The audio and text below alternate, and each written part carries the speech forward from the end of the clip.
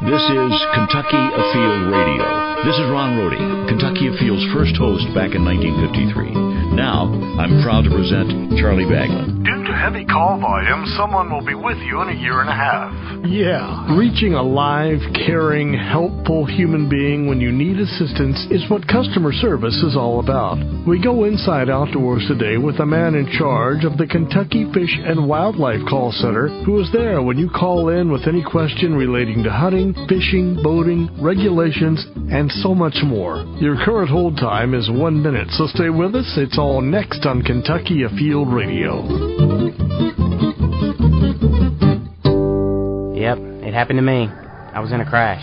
I was talking on my cell phone. Then, it happened. I was in a crash. I was texting my friend. Then, it happened. It happens. I was in a crash. I was putting on my makeup. Then, it happened. Reaching for my coffee. I was just reaching.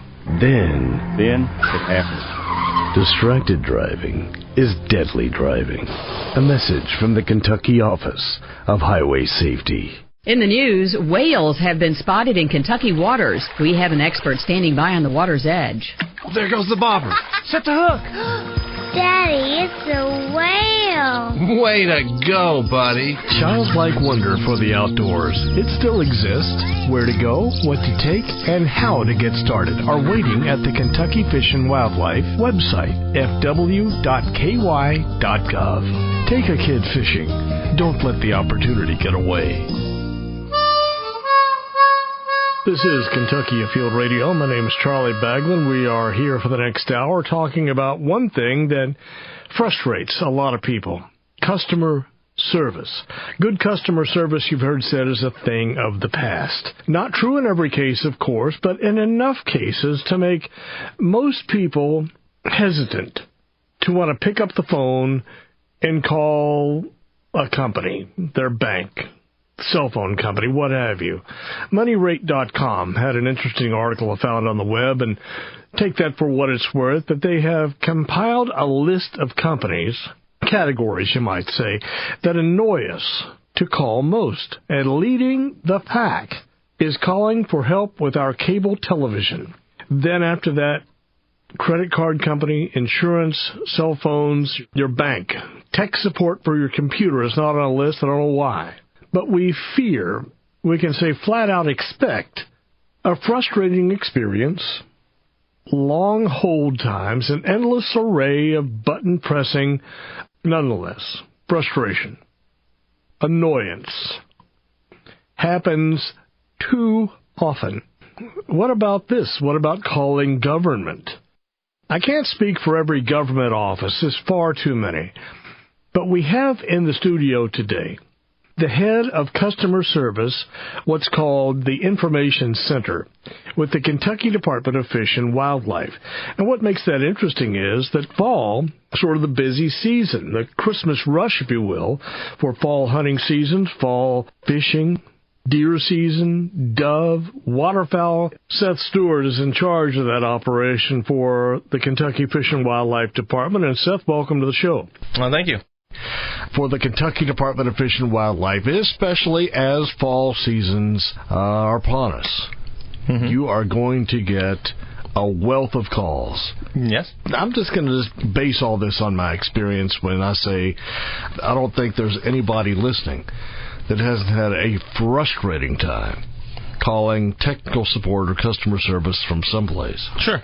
And another thing they do is, well, can I get your email address? Well, no, you don't need my email address to answer this question. It's too general. I trust that the Department of Fish and Wildlife doesn't go through a lot of those. No, not really. As far as people that I've asked said, this is easier because all the information that we can give almost anyone, maps, information about disability license, season dates, anything like that, they can all be found on the website. So it's easier sometimes when I'm talking to somebody and they want specific information that I know exactly is on the website and they can't find it, trying to walk them through the process to say, hey, do you have an email address? And they've always given it to me. So pretty much everybody has web access these days. Not everybody. Yeah, that's true. I was about to say, along with the other, what I just said, there are some people who are reporting their neighbors who want to remain anonymous, which is fine. Yeah. Sure. Yeah, my neighbor is shooting something he shouldn't be. Exactly. Yeah, I don't blame that anonymity. That would come in handy at a time like that. True. But with the Kentucky Fish and Wildlife Information Center, what you all are expected to know is truly amazing. I mean, there's volumes, or at least a Kentucky hunting and fishing guide, full of information that you need to be able to just readily say, yeah, I know exactly what you're saying. I know the page to turn to. I know where to find it on the web. Right. It's amazing what you know. I have to say it's true. It took me almost anywhere from 6 months to a year just to get up to the level where I could feel confident in talking to people every day without having to stop and pick up the guide or go ask somebody else for questions, turn around and ask law enforcement. It takes a lot of time to learn everything that's in that book and everything that you need to know, because the book is only a portion of what you need to know for me and my staff. I suspect so, and I was curious, how are you taught it? Is it something, hey, Seth, here's the guide, learn this, and if anybody calls and asks questions, it's probably going to be in here. It's got to be deeper than that. You would be surprised that it's not. Really? Well, when I first came here, which was back in 2009, that was kind of how it was, is here's the guides. When you have questions, and you will, start asking.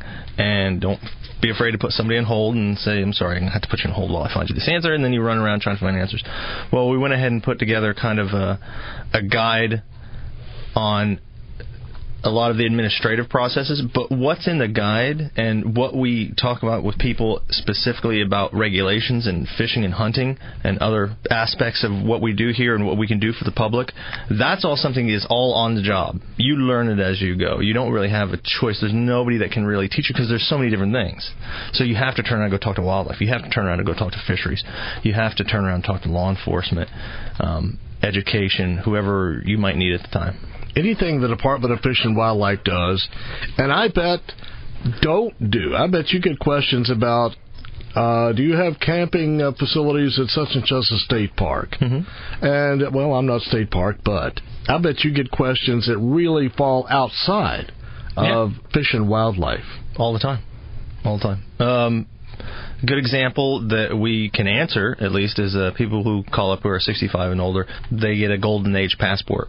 They get discounts for going to state parks and I believe national parks as well. So we give them the 1-800 number that we have for that and send them on their way. But there's a lot of different things. There's crazy calls that we get all the time, and people get our number mixed up with other state numbers, and we get calls from housing, it seems like, from Health and Family Services all the time. I don't know what's going on there. With the plethora of information that you are expected to have right at your fingertips, is there an opportunity? Do you need to sit down with the directors or with the biologists or with the program managers of the Kentucky Department of Fish and Wildlife, and they say, here's what's coming up that people are going to be quizzing you on come fall or come spring? Absolutely. Twice a year we do semi-annual training. In the spring before turkey season, and then what we like to do is before rifle season for deer season. We have training classes where wildlife comes in, law enforcement, non-game, whoever we can come in and talk to us in the classroom. We'll take a day, and other staff members of the department here at Sportsman's Lane here at the headquarters will come in and actually do our jobs for us for that day, and they'll answer the phones. So if people call in that day and they get somebody who's like, I usually don't do this, I don't know what you're asking, we'll get back to you tomorrow, I promise. That's when you're going to sound inept and you're going to frustrate a lot of people. That's true.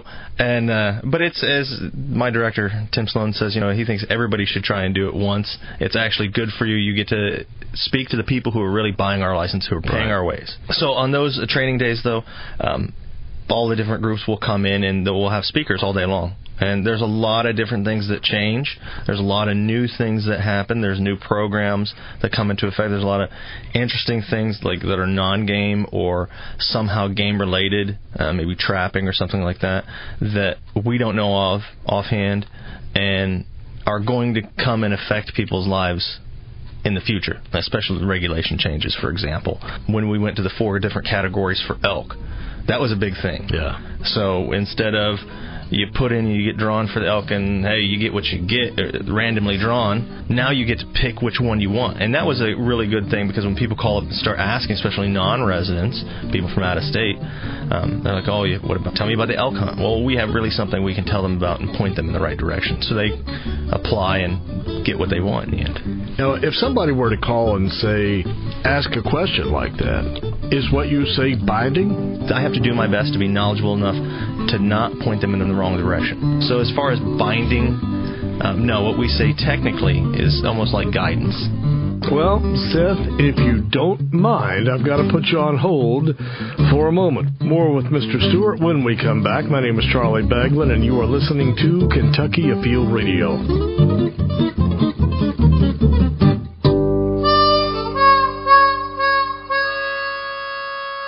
We're back on Kentucky Afield Radio. My name is Charlie Baglin, and Seth Stewart is my guest.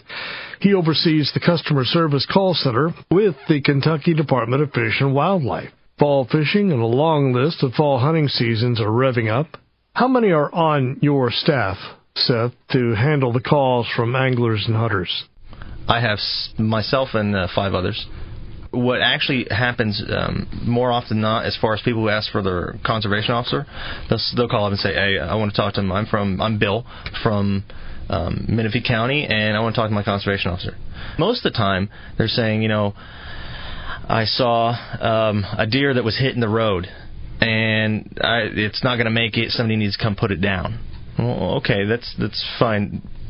But we can try and help. We can maybe send a biologist out instead without sending that on to our conservation officer, who is trying to take care of law enforcement-related matters more than other smaller things. A lot of people just want to complain sometimes about the officer. They just want to talk to them. Well, we'll send you on to their lieutenant so you can complain to them, things of that nature.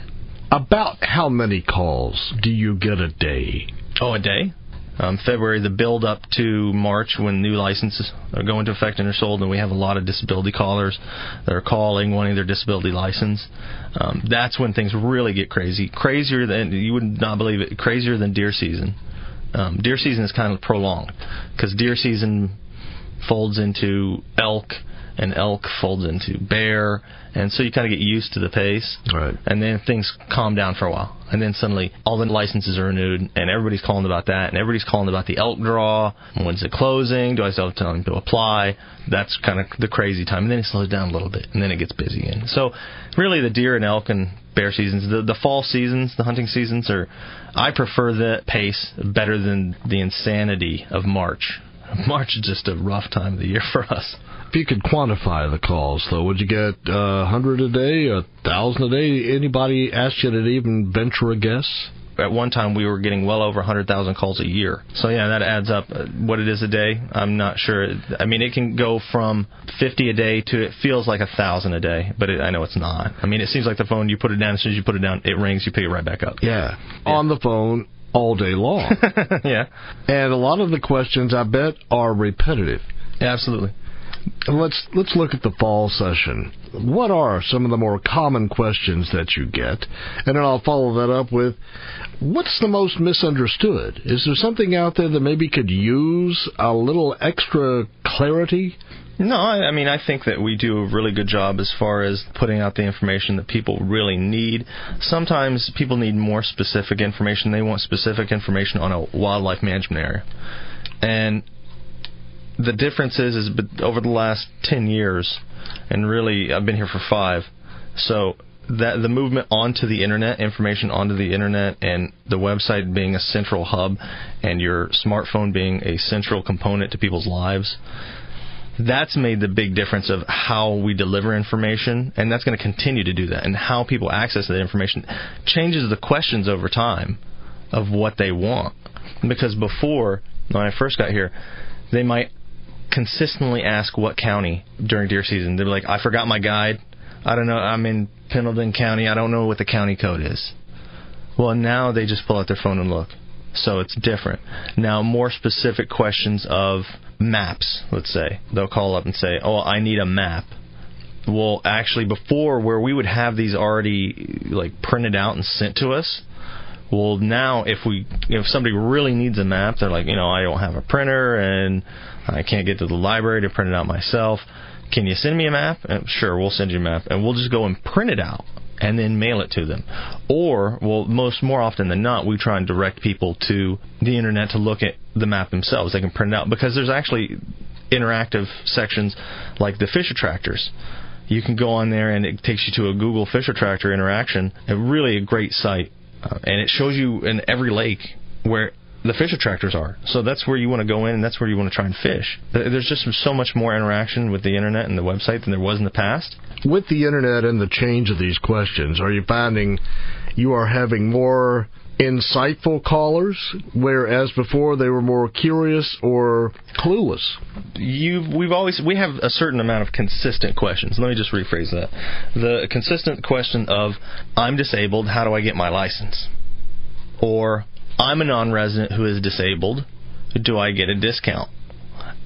Questions pertaining to discounts, pertaining to services that we might provide for people, those are the consistent questions that people basically, they will read on their own, or they will read online. They're like, well, it sounds good, but let me make sure. Yeah. And so they want answers, almost confirmation. Then you have almost another group of questions. I like to call them the fishers. Okay, they're not fishing for fish. They're fishing for answers that they want. Right. And these people actually call 4, 5, 6 times, trying to get different people, because they're like, okay, I want to know, let's say they're a felon, and they had their felony after 1994.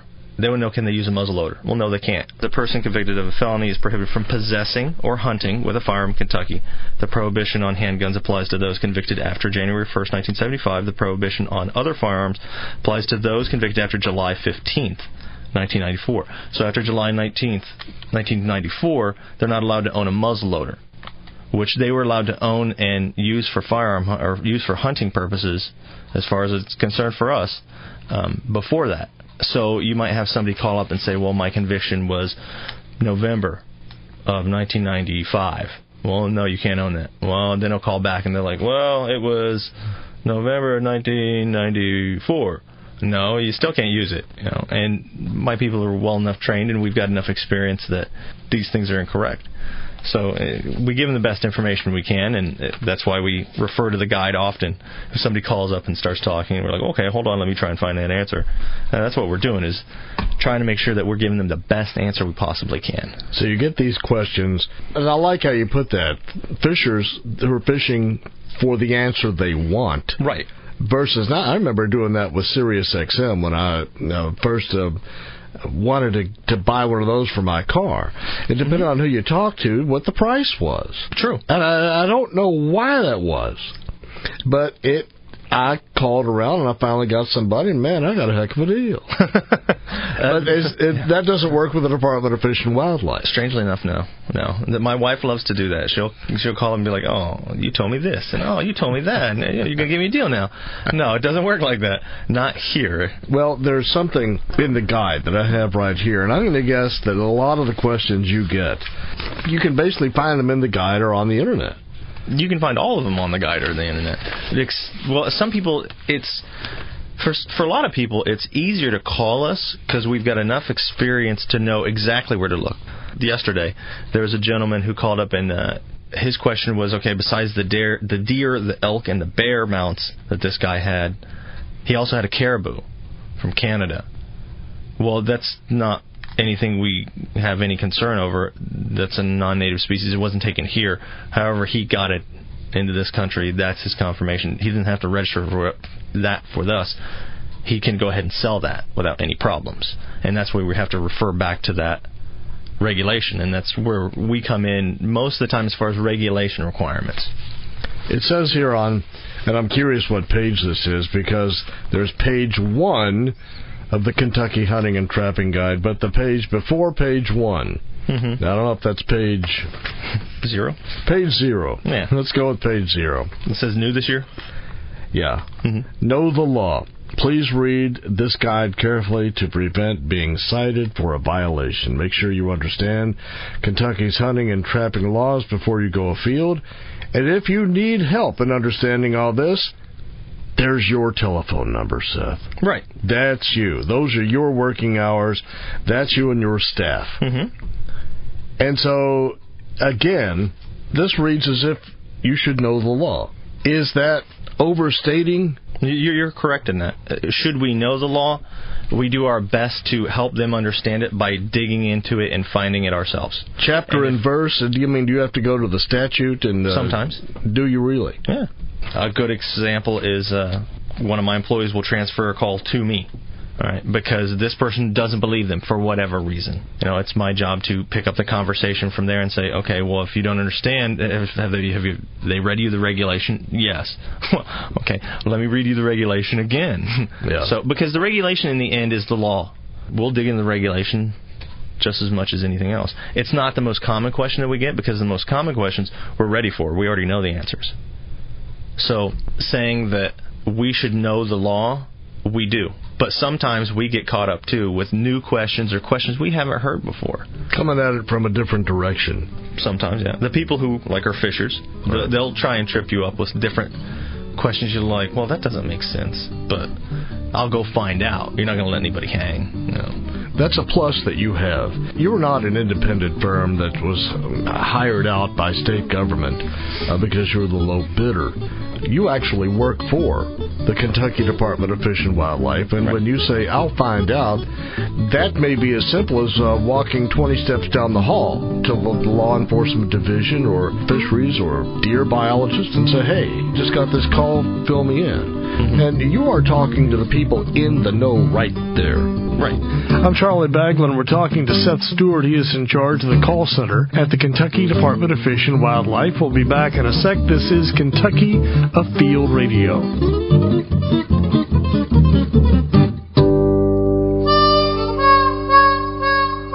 Charlie Baglin on Kentucky Afield Radio, and you can find our show on the radio, of course. Older shows or shows you would like to hear again, you can find on iTunes. That's a free subscription each week.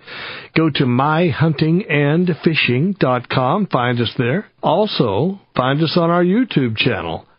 You can email the links or share them on Facebook. It is time now for our fishing report. In western Kentucky, down at Kentucky and Barkley Lakes, the things I think that are hot right now, of course, is catfish out on the main river channels. I'm hearing a lot about people putting chicken livers in strawberry drink mix and giving that chicken liver a little strawberry flavor. I went bass fishing this past weekend. We caught a couple of nice bass, but it was pretty slow, throwing spinner baits and crankbaits. Did catch a few on a Texas rigged worm. Below the dams, striped bass fishing, white bass fishing, and hybrid bass fishing, all kind of the same, is still pretty hot. People going down there catching live bait, the skipjack and the small shad, fishing for those fish, and also blue cat, channel cats below the dam is still pretty hot. Again, using live bait or cut bait from your shad or your skipjack. Well, this is Paul Reister, and I hope you find a good day to go fishing. This is Jeff Crosby with the Central District Fishing Report. Black bass are very active at many of our area lakes, such as Beaver, Elmer Davis, Gist Creek, Taylorsville, or Harrington Lakes. Many bass are being caught on crankbaits, tube jigs, or swim jigs fished off main lake points. Also, fishing plastics around shoreline cover is also a productive pattern presently. And also, fishing at night has also been very good over the last several weeks. Blue cats are being caught using cut shad in 6 to 12 feet water at Taylorsville Lake. Concentrate your efforts on the main river channel edges for these fish. Remember always to ask permission before entering private property. So grab a pole and enjoy some great fishing. Hope to see you on the water. This is Jeremy Shiplett with a fishing update from northwest Kentucky. With high daytime temps and pop-up storms, the bite has slowed down a bit, but at Rough River Lake and Nolan River Lake, a few black bass have been in the jumps both early and late in the day. Otherwise, the bass have been hanging out in about 10 feet of water and being pretty finicky. Switch colors and sizes often until you find something they like. At Rough, dissolved oxygen drops out between 12 and 14 feet throughout the lake, but lots of small crappie are being caught off brush in the 14-foot range. At Lake Malone, fish edges of water willow and submerged trees in the 6 to 10 feet of water at daylight and dusk. Shad imitations and weedless worm rigs usually work well.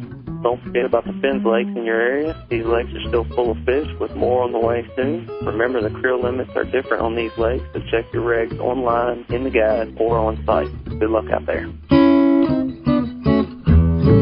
Kentucky Afield Radio, behind the scenes and answering your call for help with the Kentucky Department of Fish and Wildlife. We'll have more after the break. Uncle Chuck, what is fall? Fall means football, but excitement doesn't end there. This is when Kentucky's outdoors are just getting started. The Kentucky Department of Fish and Wildlife reminds you lakes and streams are alive with fall fishing. And for many, the biggest game of the season is white-tailed deer. Get your fishing and hunting license and get your game plan together. This fall, take aim on a winning season at fw.ky.gov. There's one thing better than being the captain of a ship, and that is being the captain of a canoe. They take you places barely found on a map. Still, there's something dire in their wake. Nationally, canoes account for nearly twice the boating fatalities as personal watercraft. The same is true for kayaks. So if you take your solitude seriously, Captain, take along a life jacket. Your life jacket's got your back. A message from your Kentucky Department of Fish and Wildlife. This is Kentucky Afield Radio. My name is Charlie Baglin. We are into our second half hour, and this week's show deals with what goes on behind the scenes when you dare place a call to a customer service call center. Too often, it is very unnerving. You feel like a number. It's very impersonal, like you're a tiny blade of grass in a great big field, Bob Seger would say. Customer service with the Kentucky Department of Fish and Wildlife, not that bad, and actually pretty good, comparatively.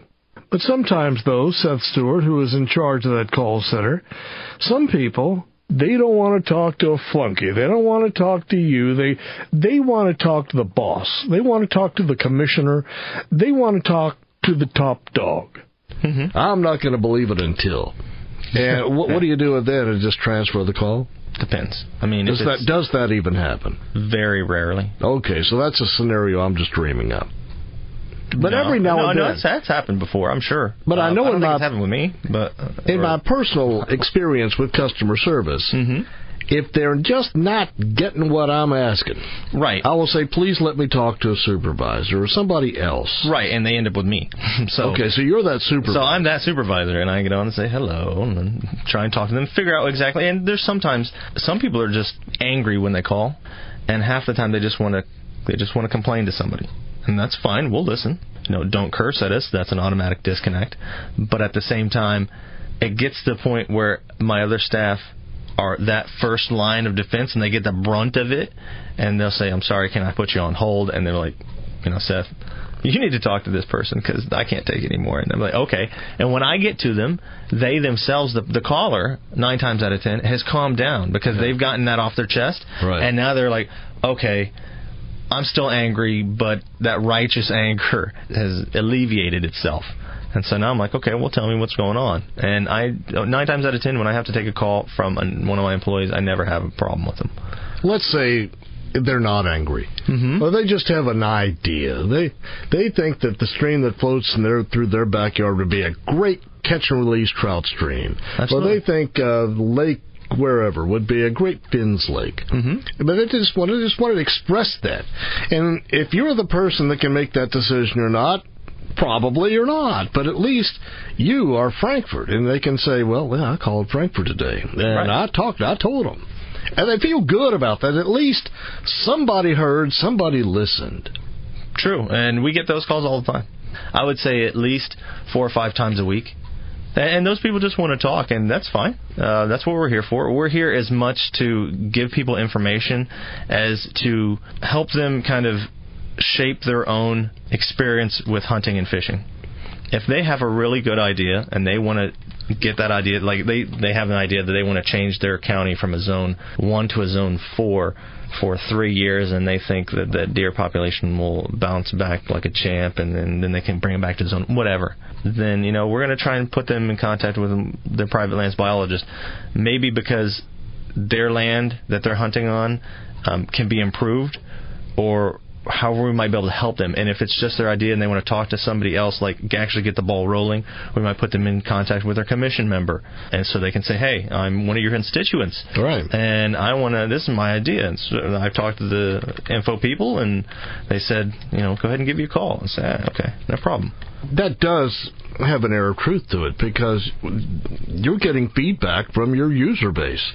Customer feedback is vital. Right. And a lot of times what they will call and suggest should be taken to heart. That's happened more than once. It was things change or a regulation goes into effect, something would be done that would make people unhappy or happy. The 4 categories for elk. Never had a complaint over that ever. Never, not once, because it's a great idea. Give the consumer a choice, you've got a happy consumer. Absolutely. You got to remember, everybody's on the same team here. Oh, yeah. It's not Frankfurt or Fish and Wildlife against the sporting public or the fishermen. We're all on the same side. Right, and I think almost 99.9% of hunters and anglers understand that. But we provide services beyond those who buy licenses, and because most people think of us, we're a special agency of Kentucky government.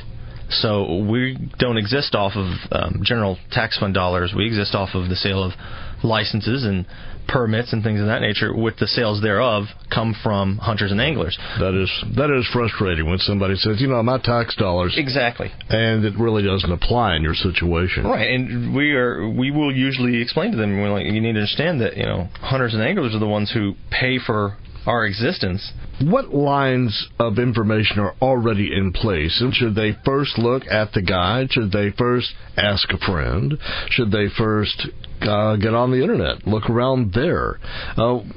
What do you think they ought to do, anyone should do first before they call you? Or is it okay to just call you first? No, it's okay to just call us first. It's your personality, it's what you choose. A lot of times, though, you'll say, well, it's all right here on the web, and to somebody that may say, well, you don't want to answer my question. Well, you're just trying to get rid of me. You're trying to dump me off on the web. That's why I called and asked you. Right. If we say that, that's because the information that we can best possibly give you is there on the web. I can't explain to you the parking structure that's located on Kleber Wildlife Management Area, but I can walk you through how to get there on the internet, on our website, and then you can see it. It's like, hey, there it is. But that's the difference, though, is it's who you are and how you choose to receive your information. Me, I like to do things more on my own, and I will dig on the internet first before I don't like to call people if I don't have to, which is funny because I talk on the phone all day. That's probably why. I like to try and dig up the information for myself first. But a gentleman or a lady who is in their later ages and they don't like the internet and they don't want to deal with it, that's fine. Please go ahead and call. I'll be happy to do my best to speak to you and try and help you understand exactly what you need and what you're wanting to see yourself. So to help your experience. Maybe we ought to give your staff a call just to see how they do. Okay. See how this goes. All right, we're 1-800-858-1549. Correct. Let's see if anybody answers. And they might be on the phone helping another customer. They will be with you shortly. Kentucky Department of Fish and Wildlife. Hi there, it's Charlie on Kentucky Afield Radio. I got a question for you. If I were going to be 65 this year, not until August, can I still get my senior license before I turn 65, like if I wanted to go ahead and buy it March 1st? Nope, you can't buy it until after your 65th birthday.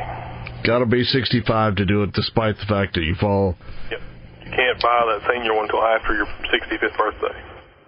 Okie doke. Thank you, sir, for your help. All right. That was good.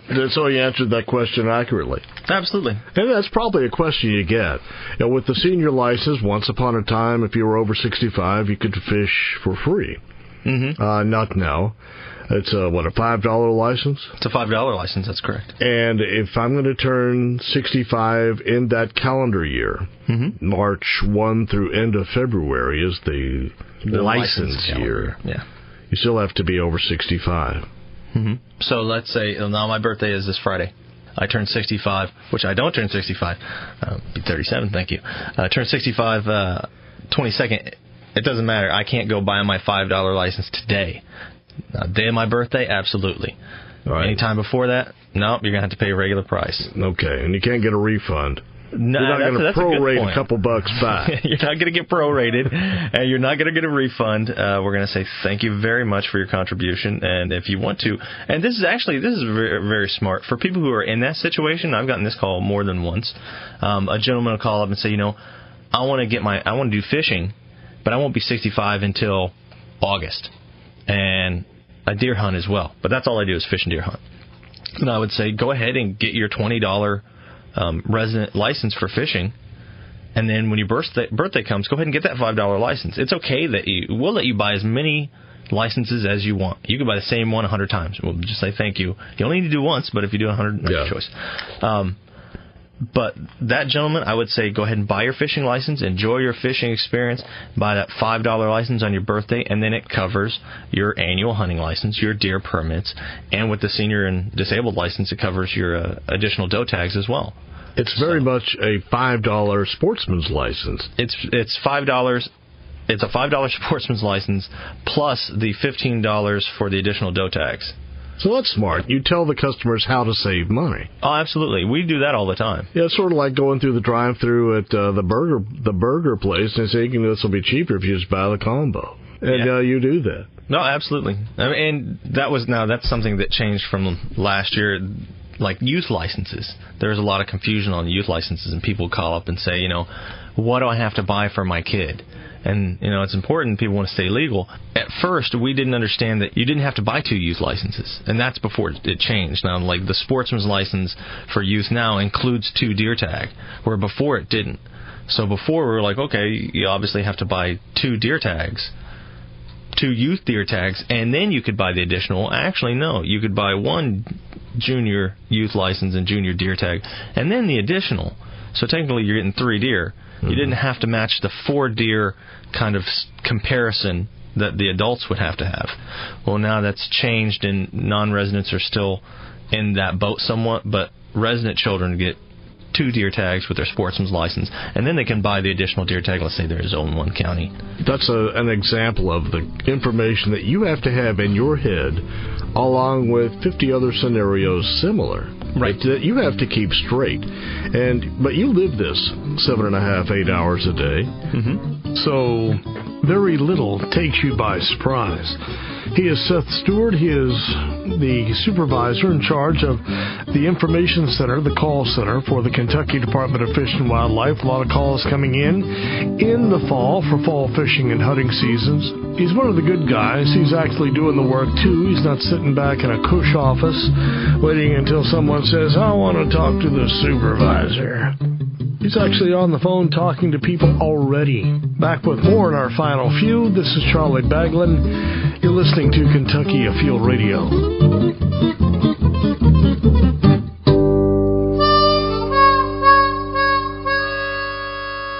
My name is Charlie Baglin. You're listening to Kentucky Afield Radio. I am in the advertising business, have been for 25 or 30 years, and I believe in truth in advertising. I believe in always providing good customer service. We don't always embrace having to pick up the phone and dial a customer service line, but good guys like my guest today, Seth Stewart with the Kentucky Department of Fish and Wildlife's Information Center, are trying to change that negative perception. And here in our final few, here back in the guide, Seth, it says here on that page 0 we were talking about. Sure. The top 5 most issued citations related to hunting and trapping are hunting and trapping without a license. How clearly is the need for a license understood by the calling public? 99.9% of the time, I think their understanding of what they think they need is almost clear in their heads. Can you sell that to them over the phone? Well, I ask because I don't know, because you can go to Walmart, Kmart. You can go to your sporting goods store and buy a license. And now that's a different issue, though, because somebody will call up and say, well, I got this license. Is this what I need? And I really would like to say, and sometimes it's not their fault. Sometimes Walmart sells them the wrong license. They're like, okay, Walmart put my social security number wrong on there. What do I do? And now it's become an admin question. It's not a license question. Now you're going to have to send us that license. We're going to refund it, and you're going to have to go buy a new license correctly. And in defense of the clerk there, they're not expected to know. They're totally untrained. They're not an agent of the state. No, they're not an agent of the state at all. And that's another thing as far as turning around and you've lost your license. One of the great features of our website now is we have a big orange box that says Find My Information. And you can go on there, log in with your personal information, and pull up all of your licenses, all of your harvests, and you can reprint your license at any time for free. And if you don't have a printer, your public library is right there. You might be able to stop there and get it. And it'll cost you 10 cents. That's usually what most libraries charge for copy usage. Number 2 on that list, hunting or trapping without landowners' permission. What kind of inquiry do you get about that? Well, actually, people who lease land or who have been told by their friend, hey, you can come hunt on my land. I'm not going to be there today, but go ahead and come hunt. And they'll call them and they're like, is that okay? If a game warden stops us, is that okay? Technically, verbal permission is perfectly legal. But we always recommend to people, hey, go that extra mile, have your friend write a note. Or send an email. Send an email. Send an email. Or text you. Sure, you can.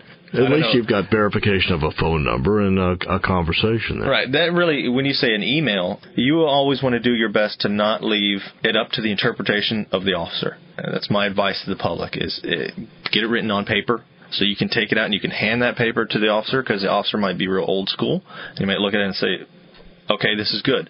You show him a text message, he'd be like, what is that? And then he might write you a ticket. Once the ticket's written, you're going to have to go to court. Number 3, illegal take of game. If we get calls on that one, it's because somebody is illegally taking game. And at that time, when you see a game violation, by all means, call 1-800-25-ALERT. 1-800-25-ALERT, I've heard. That's the poaching.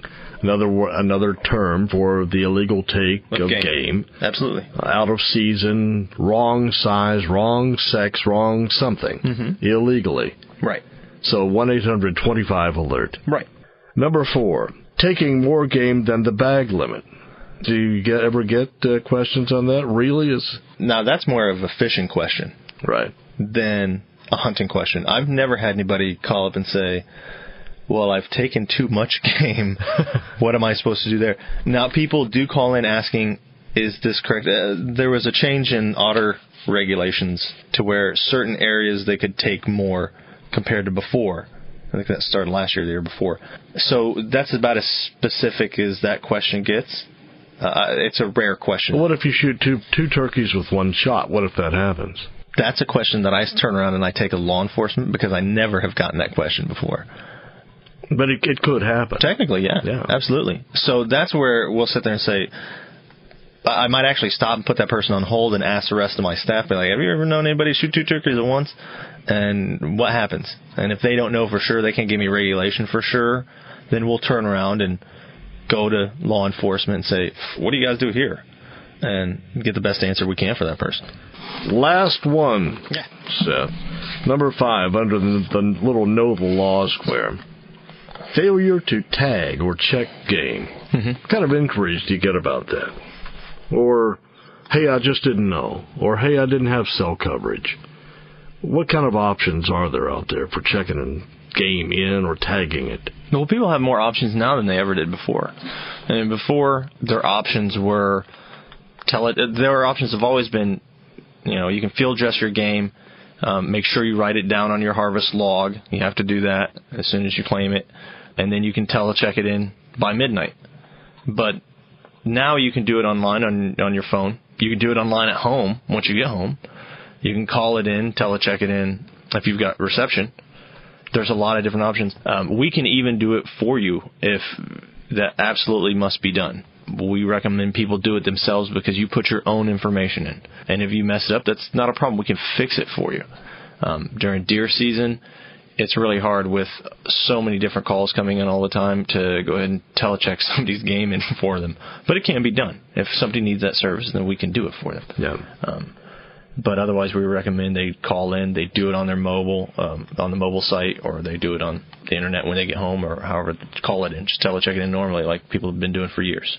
You're very comfortable with this, and so is your staff. We found when we talked to a little while ago on the show, just call it in with a question at random. I've never been in your building. I've never walked by and heard somebody on the phone who was just totally at a loss. They were speaking confidently. They know these guys. They know the laws. They know what's going on. They can almost anticipate the question. I'm really impressed. I think when anybody calls in, they're going to have a quality customer experience. That they're going to be glad they called the Department of Fish and Wildlife and got either you or someone on your staff on the phone. So my hat's off to you, sir. Thank you. There's a lot of questions. I was just looking here at the guide before we wrap it up. Hunting, trapping seasons, licenses and permits, how to buy licenses, how to buy permits, what permits you need, licenses and fees. This is the table of contents here. Telecheck, harvest log, landowner permission, and the list goes on from there. And so the questions you may be asked is a long list. And so you're going to have a busy fall, Seth. We always do. Sorry. So last question, Seth, do you text and drive? No. Good man. Well, thanks for coming by. All right, thank you. We are out of time. My name is Charlie Baglin, inviting you to join us in a week, and we will go inside outdoors again, right here on Kentucky Afield Radio.